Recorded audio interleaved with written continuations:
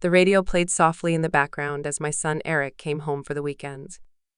There was a familiar warmth in the house, a comforting calm that only comes when loved ones are near. I couldn't help but notice how much Eric had grown. The little boy who once ran around, full of endless questions, was now a young man of 21, strong and self-assured. Yet with that growth came a new distance, an unfamiliarity I was still adjusting to. Dinner was ready, and as I called him to the table, he looked at me with a seriousness that took me by surprise. We talked about his classes, his friends, and life at college, but his gaze seemed different somehow, as though he was seeing me with new eyes. I brushed off the feeling, reminding myself he was simply growing up, and change was inevitable. After dinner, we decided to watch a movie together like we used to before he left for college. The living room felt cozier than usual, a quiet night with just the two of us.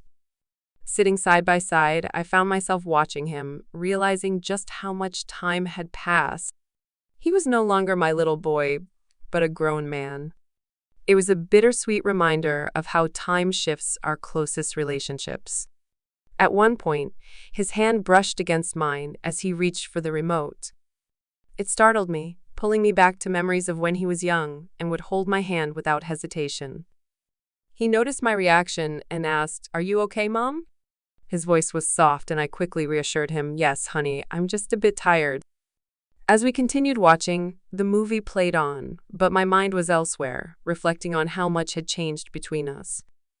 The familiar relationship between mother and son had evolved, with both of us stepping into new roles.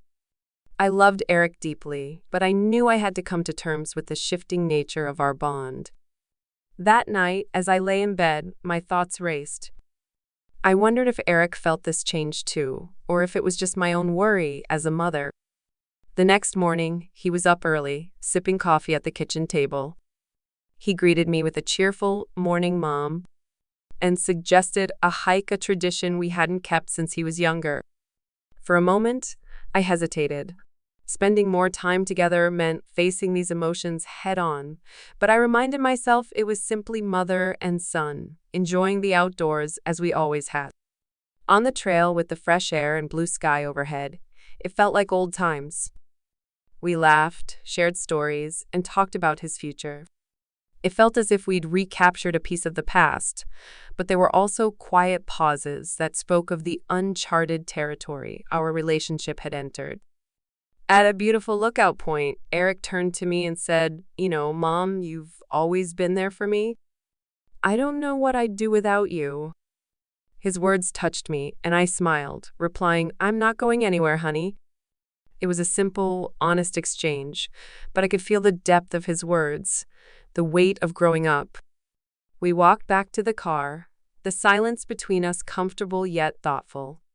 I reminded myself that as a parent, my role was changing. I couldn't shield him from life's challenges, as I had when he was young. Instead, I could only support him from a distance as he carved out his own path. Later that night, as I sat on the couch, the reality settled in. My son was an adult now, facing his own emotions, building his own life. The relationship between a mother and son is unique, a blend of love, guidance, and growth. Yet, as he matured, it required us both to adapt and find a new balance. The next day, as he packed to return to college, I felt the usual ache of saying goodbye. But I knew this space was essential.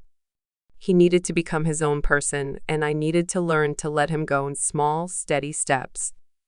Watching him drive away, I knew our bond was still strong, but it had transformed into something new, something shaped by respect and independence. As I returned to my routines, I realized that part of loving someone is allowing them the freedom to grow. The distance was hard, but it was also a testament to our journey together, a journey that would always be there no matter where life took us. Closing statement. Thank you for watching and listening to my story. Don't forget to subscribe for more stories about love, family, and the moments that shape us.